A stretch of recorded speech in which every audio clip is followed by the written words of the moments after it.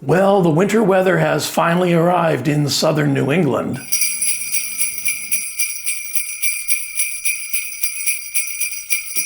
And as you can see from the clip, we had our first snowfall.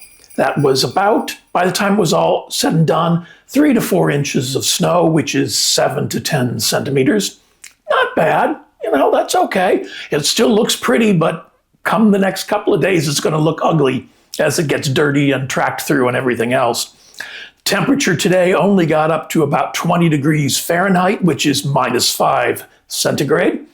And tonight it's supposed to get down to 4 degrees Fahrenheit, and that's -15 centigrade. So, yep, we got winter, but the solstice has passed and the days are going to start getting longer, which is really good news for us. But for those of you in the southern hemisphere, your turn. So join me with a tasty beverage of your choice close to hand while we take a look at the year-end questions and answers and the best of 2024.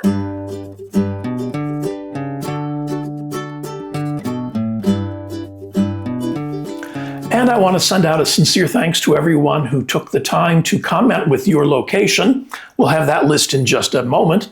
And with everyone who posed a question for our Q&A later on. Not sure how long this video is going to last, but we'll take it on as an adventure. And sincere thanks also to everyone who subscribes. I recently passed 2,000 subscribers, and that's with your assistance. And I also noticed that more than 50% of the people who watch my videos are subscribers. So that's really great, and it's so important to the growth of my channel. Now the list. I did this a few months ago, and it was interesting and amazing and very humbling to see where people are watching my videos. If I didn't know where your location was, I looked it up on Google and found out just where your city is. And it was humbling to understand and to think that I have people who watch my videos on every continent on the planet, with the exception of Antarctica and the Arctic. So, if you're up there hanging out at one of those research stations, you got Wi-Fi, give it a shot. But to everybody else, thank you so much. It just floors me to think that there are people all over the world watching. And keep in mind yourselves that there are people all over the world joining you in watching. We're all sitting down together. So with all those thanks out of the way, here's the list.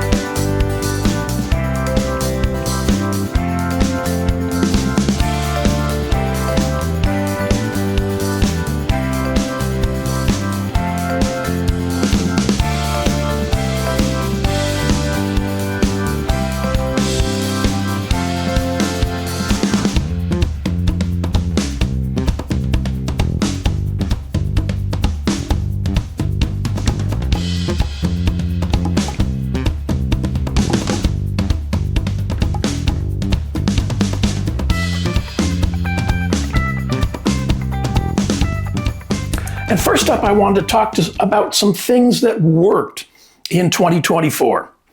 And the first one up are these tweezers. I am so glad I got these. I use these a lot. They're very inexpensive, and I can't get my stubby old fingers into all the places I need to. These are perfect. This was just a really good investment. Yes, thumbs up. The other thing that worked, some of you may remember, I found these large self-watering pots on that big river store. And they come with this kind of a platform inside. And they looked right for what I wanted them for, which is large hanging pots of Hoyas. And I decided I could hack this by putting wicks through the little feet. And I'll post a link to my video about that up here someplace. This has worked out really, really well. I was able to lift the Hoyas out of the pots that they were in and just plunk them down in here. This is an 8-inch wide pot. Turned them into self-watering pots. The Hoyas are really, really happy. These have holes in the sides for chains. It comes with chains. I use different chains because I need them to be longer. This has been a great hack. My big Hoyas in hanging pots have loved this, have really, really responded. And I can just, because I've done all the math about how much moisture this holds and everything else, that's in that video. They're just loving it. It was a good suggestion, a good idea. You can find something similar and hack it yourself, but yeah, this is something that really worked in this last year. And we mourned some losses in the plant family this year. The one that hit hardest was my Hoya species IM08. And I liked it so much that I went out and got another one. I think flat mites got the first one, and we are aggressively addressing the flat mite issue here. The next one was a cutting of Hoya piestelepis that just didn't make it. So I have a new one, and we're giving it a go. It's put out some new growth and a couple new leaves, so that's helpful. He'll be formally introduced to y'all in the next video, I think. My Hoya verticillata species Vietnam I think it did not respond to repeated low waterings. That's being kind. I didn't water it enough. But before it croaked, I took cuttings, and they are rooted and healthy. This is a really pretty plant. Looks even better when it's not dusty. The leaves are really pretty, and so these are ready to go into a larger home and get settled in. So I'm very hopeful about that. And the last one is my Hoya rotundiflora. And again, this summer, I must have missed it a couple times in watering. And so I thought it was pretty much gone, but I took some cuttings anyway. And they all rooted. They're all doing very well. And I decided this time I'm going to have it climb because it seemed to want to do that. So yeah, they've all been reincarnated into happy new lives. So yeah, everybody has plants that die. If people tell you that they don't have plants that die, don't believe them. So RIP those four and new life to the new ones. And now we get into your questions. So this is kind of fun. They were interesting. A couple of them I really had to think about. So first one up, Cheryl Ann asked, do you enjoy outdoor gardening, and what other hobbies do you have?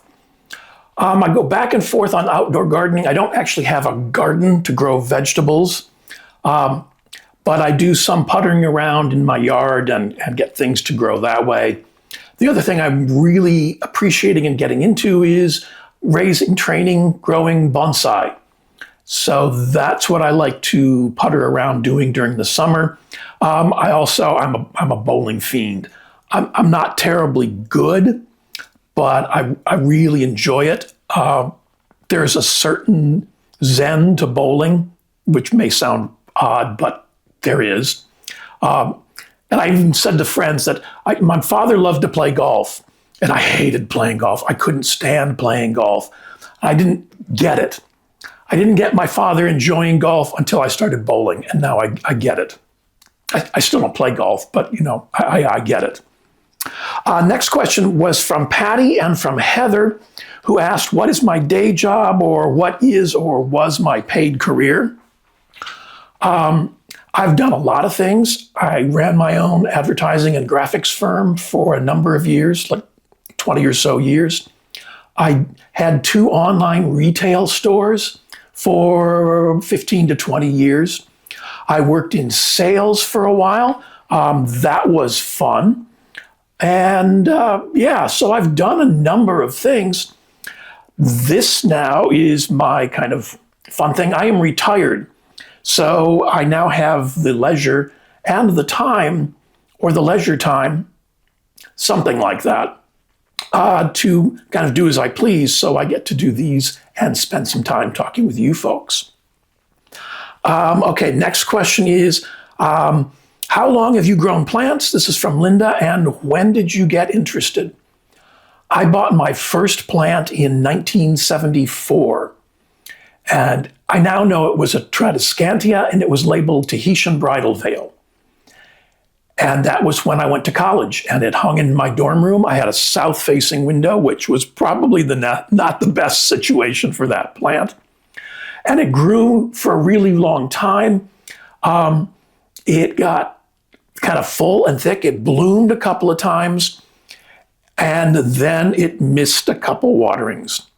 And the combination of the heating system in the dorm, because I bought that when I went to college, the heating system in the dorm, being in a south-facing window, and me missing a couple waterings, well, it crisped up really well.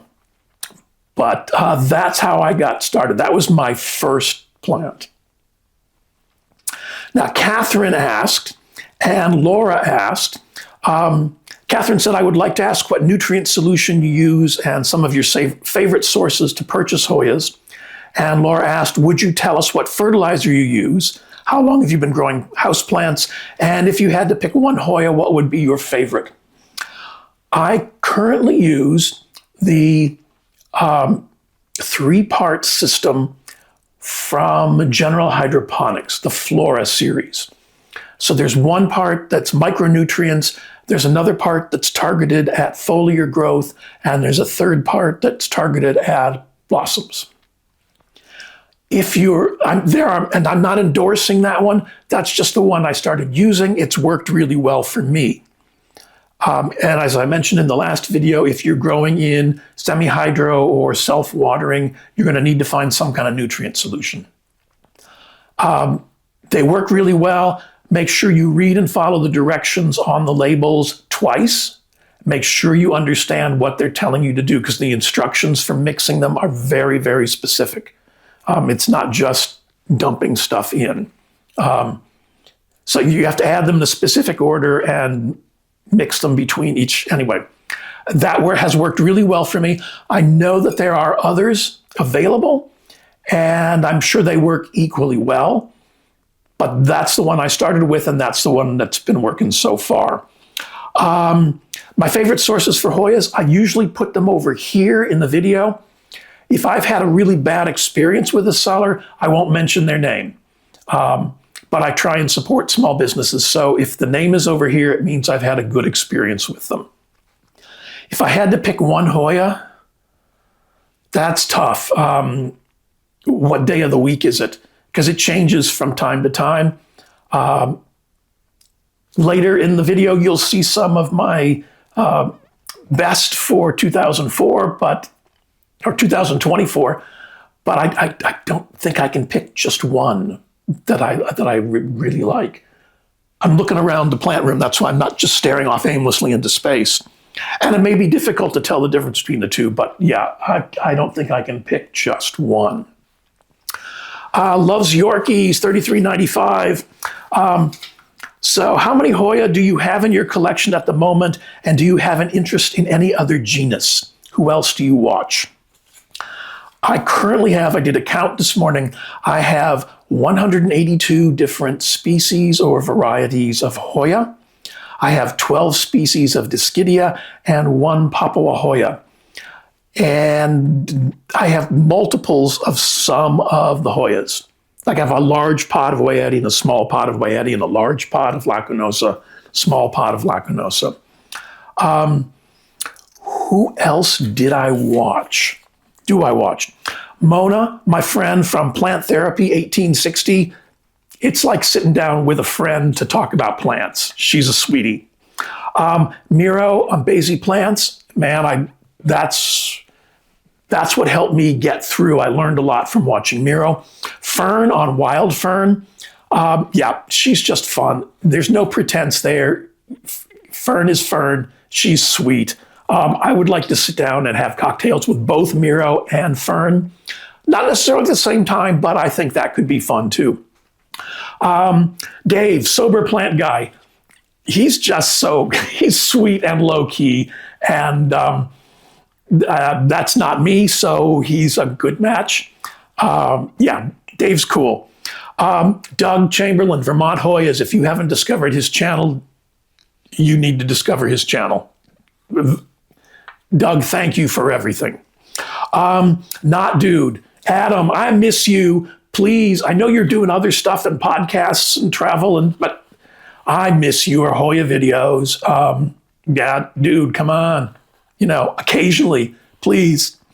Other channels I watch, Peter Chan at Heron's Bonsai. Peter's cool. A friend of mine gave me a book on Hoyas 30 years ago. And I looked at it, appreciated the pictures, got a little bit of information, started watching videos from this guy called Peter Chan, and turned out that the book my friend had given me was written by Peter Chan.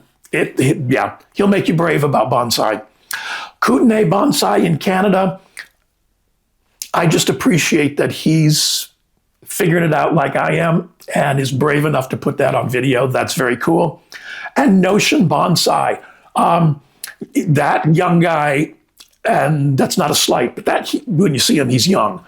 That young guy knows a lot. He's really good at explaining stuff and fun to I like his videos very much. So that was cool. First got into Hoyas sometime around 2018. That was before I got smart and learned to take notes on when I got Hoyas and where they came from. But yeah, so that's that. Mona asked, who or what inspired you to collect plants? And that was my grandmother. My mother was dear, sweet, wonderful woman who couldn't keep a plant alive more than a week. My grandmother, on the other hand, grew African violets. And she lived in an old house with a huge bay window. And it was full of African violets. She used to enter them in competitions at county fairs and won blue ribbons. My grandfather used to make supports for the African violet leaves that hooked onto the side of the pot. And this was back in the days of, you didn't have plastic pots back then. I was young. This is in like the early 60s that I remember. So they were all growing in terracotta and whatever soil was available. And I just remember being amazed at the spread of African violets. So yeah, it's from Grandma. Absolutely. Bloody Sad said, it feels kind of strange that we do not know your first name. Why is that, or am I being too personal? My first name is Rod. It's short for Roderick. When I first started doing this, I was so uncomfortable on this side or the other side of the camera that it was a lot. So yeah, that's who I am if you need to address me. Let's see, Loretta asked, do you ever feel like downsizing your collection or stop purchasing more plants? Yes, every time I start watering.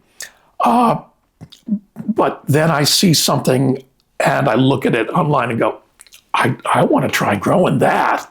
So it's a short-lived feeling. But, yes.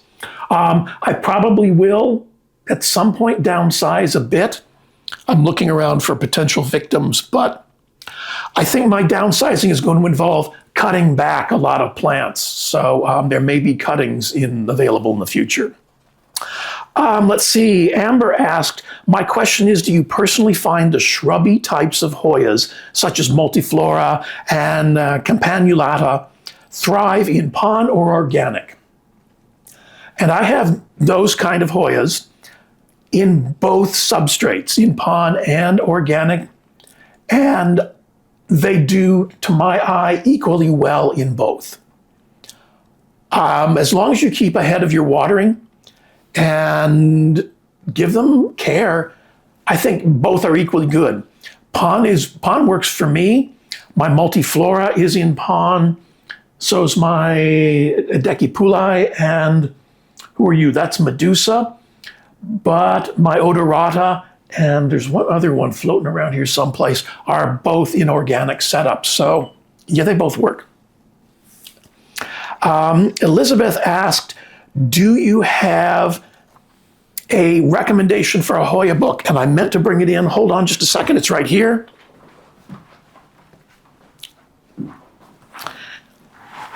And yes, I do. This book is great. This book is really amazing. There's a lot of information about Hoyas of Borneo, but the first sections of the book are about Hoyas in general, what the parts of the plants are called, growing them, raising them, their habitat, their needs.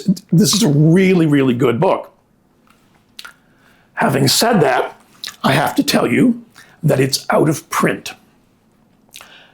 So having heard that it's a really good book, I started looking around for it, and I looked on that Big River store, and I found one copy. Was used, one hardcover copy used, and the price at the time I found it was $4,000. And yes, that was my reaction exactly. I looked at the screen and said, that's not happening. Now the price has come down. I believe I looked again just before this, and it was like $3,790 US. That's still not happening. I found that copy online from an online seller, brand new, in the original shrink wrap for well under $100 US. It was from overseas, so, not in the US.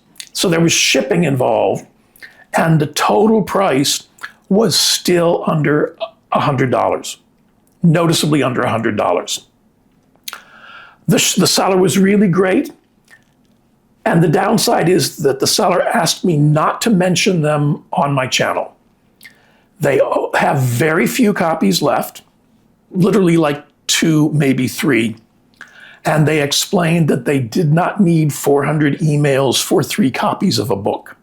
So I'm not going to mention them online, but I found them online. Okay? So yes, that's the answer to that question. Let's see. Elizabeth asked, that was the recommendation for the Hoya book. Wobbly T asked, do you have any Hoyas that you deliberately do not grow in pond? And if so, for what reason? And I do. Mostly, I'm looking, there's one here, there's one down here, and some Dischidia. If I try to change the plant, transition it to pond, from whatever it came in, and it's in an organic mix that seems workable, seems like a good organic mix, and the roots are just too fine and too entangled in that mix, then I just leave it in an organic mix. I move it to a self-watering pot and leave it in that organic mix. I tried with one, and I could see right away that I was just doing too much root damage. So if I'm, as I said in the pond video, if I want to grow it in pond, then I'll grow it out in organic and take cuttings and start them in pond. But that's the only reason.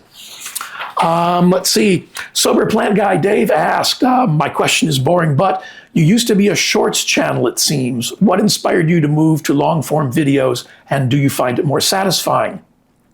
I started off doing shorts because that's what I felt comfortable with. I didn't feel comfortable being on this side of the camera.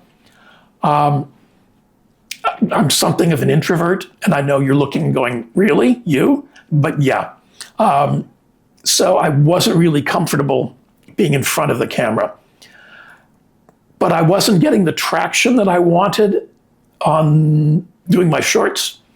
And so I thought, finally, let's move in front of the camera. I saw too many people offering really, really bad advice on plants, making growing plants far more difficult than it needed to be.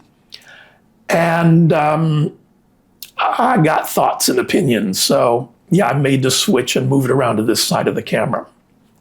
And finally, Donna asked, this one is really good. Is there anywhere you would like to take a plant vacation to explore and see plants in their natural habitat? And it's a yes and a no. I would love to visit Thailand to visit the growers there. But I've also done a lot of long distance traveling when I was younger. And I learned what Dorothy finally learned, that if you can't find it in your own backyard, you're not going to find it out there. And I'm enjoying doing what I'm doing now. So yeah, I like the idea of it, but the doing of it, not so much. So yeah, those are the questions that you guys sent in, and I appreciate that. So let's move on to the best of 2024. And I thought, what would this kind of video be without a best of list? So after looking around the Hoya room, I settled on 7 Hoyas that are what I'm going to call the best of 2024. These are either plants that did very well, they all did well for me in 2024. Some of them surprised me, some of them delighted me, but yeah, these are the plants that made this last year for me. And the first one up is my species papuahoya. This is papuahoya species 01. This little plant, I've shown it before. It has just grown like crazy. The leaves are very pubescent. They're very cool. I'm not going to go into depth on it, but yeah, this one has grown like crazy. It's branched. It's done really well. There is some sulfur on it because I don't want, that's preemptive. I do not want flat mites pestering this one. But this is papuahoya species 01. Next up, no surprise to my regular viewers, this is Hoya songwookie. This plant, it's very pretty. Focus for daddy, come on. There we go, sort of.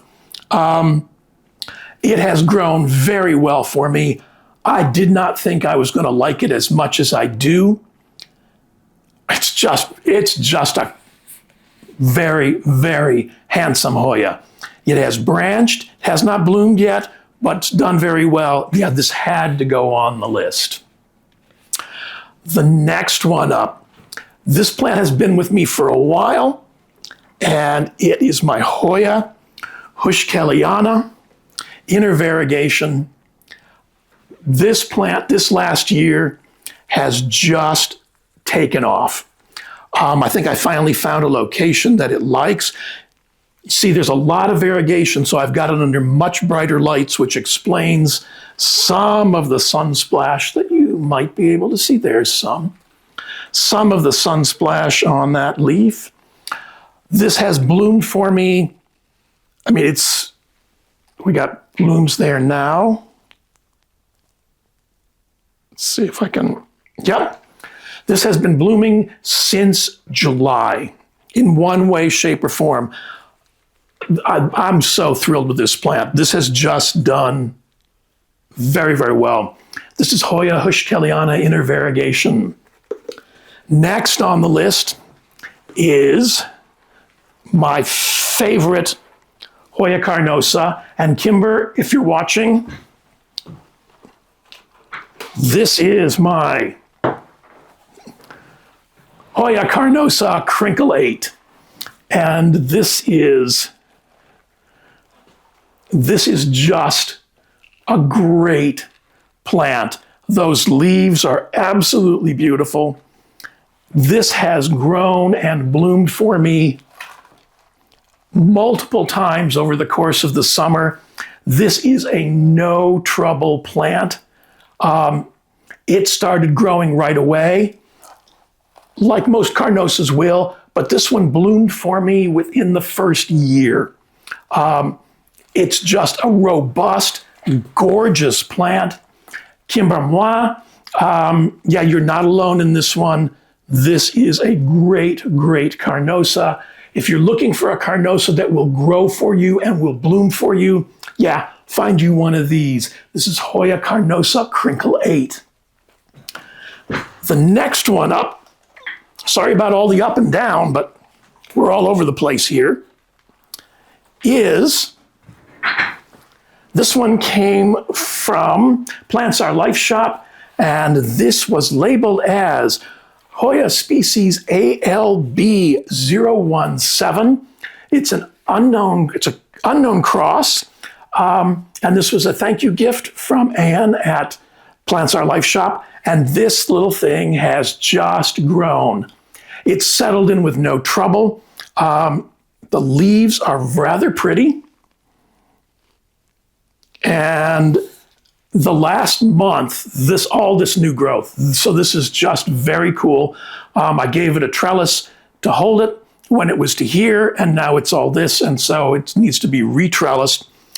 I'm looking and I'm thinking there's some verticillata in there someplace, but you know, I'm not a botanist, so this is really cool. It's also cool because, according to Anne, I'm the only one that has it. She sent me, there were 2 cuttings in the thank you. So, you know, Anne, thank you very much. I named it Anne's Treat after you. So can't wait to see this bloom, see what it does. But so far, yeah, this has been a whole lot of fun. Next one has to be my Decipuli. And I know I've shown this a lot lately, but this one, I thought I wanted it because of those incredible blossoms. You know, they are just very cool, very unique. I didn't know how much I was going to enjoy it. It blooms all the time. This is, I mean, it's a thin-leafed Hoya, so it doesn't want to dry out, but it's no trouble. It just keeps blooming. The main branch has 1, 2, 3, 4, 5, 6, 7, 8, 9, 10, 11. There's 12 peduncles there. There's another peduncle on this new shoot. Yeah, this has to go on my list of best of 2024. And finally, for those of you who are regular viewers, had to go on the list. This is Hoya Denisi Frida, and Frida Girl has just been a hit for me. I love those leaves. I love everything about it. And she really got into her stride this year. She bloomed, she's grown, she's done incredibly well. This is one of my favorite Hoyas. So are all of these. Well, you know, I love all the kids, but this has been very cool. The blossoms are really, really stunning. So yeah, this had to go on the list as well. And a special thank you to Marlene, who bought me a coffee. Your support for my channel is very, very much appreciated. Thank you very much. And people are always asking, what are you going to do next? It's like, I don't know what I'm going to have for breakfast tomorrow, but 2025, more Hoya adventures, obviously. I'm going to keep you posted on what I decide to do about cuttings. I'm kind of holding off until the weather warms a bit and figuring out the details of how to handle that, because I ran online businesses for over 20 years. I don't want to do that again, but I'm going to be taking a lot of cuttings in the near future, and I don't want to just throw them away. So yeah, it's better for me to find good homes for them. So I'll keep you posted on that. And yeah, that's where we stand with next year. The question for this week is, are there any topics or plants that you would like to see me address or feature or talk about? Because I'd be happy to do that. Sometimes the questions you guys ask me in the comments are really worthwhile, and things that I had kind of not dealt with, but that I had figured out or come up with a solution for. Sometimes I don't. Sometimes I'm just talking out of the top of my head. But yeah, so in the comments below, are there any videos that you'd like to see? Themes, topics. You asked for a Hoya tour and I gave you that, and you asked for pond and I gave you that. So let me know, okay? Just add it to the comments below. And for those of you who were curious, the plants I moved to pond last week are still doing well, haven't died yet. If you were wondering and concerned about the other two cuttings that I didn't pot up, I put them in their own wall hanging pot, and I have a spot for this. And the leucantha is still doing well. It has not croaked in the intervening week. I know that seeing that toothbrush approaching Hoya roots terrified some people, but that's what I do. Not terrify you, but that's how I move them to pond. So yeah, just an FYI. And finally, I want to offer sincere thanks to my viewers, my subscribers, people who are watching. This has just been one of the best years so far, and it's you folks who have made that possible. I have lots of good friends here, but none of them are plant people, so I have now a community of plant people that I get to talk to every week and who talk back. And it's very, very grateful. I'm very grateful for it. It's great. It feels very good. I'm enjoying myself immensely. I hope you are too. You folks have made this all possible. Your subscriptions, I really appreciate that. The comments, they help boost my channel, and I really love reading them, and I do try and respond to everyone. I'm not always successful. I may not always have the answer, but I do try, and you took the time to make a comment. I'm going to respond and let you know. Yeah, so that's very cool. I appreciate all of it. And thank you so much. And as always, I want to thank you for choosing to spend a little bit of your time with me this week's end. Please remember to click the thumbs up, like button, the subscribe button, and the notification bell. They're important to my channel. A lot of the products you've seen me use are available through my Amazon storefront, and there's a link in the description. If you'd like to support the channel, you can visit my Buy Me a Coffee page. There's also a link in the description. Or there's a thanks button down here that YouTube manages for me, and I appreciate that. I'm going to post links to a couple more videos over here. And whatever holidays you have celebrated, are celebrating, or will be celebrating, I hope they're happy and healthy and gratifying and the best in 2025 for all of us. Enjoy the rest of your week's end.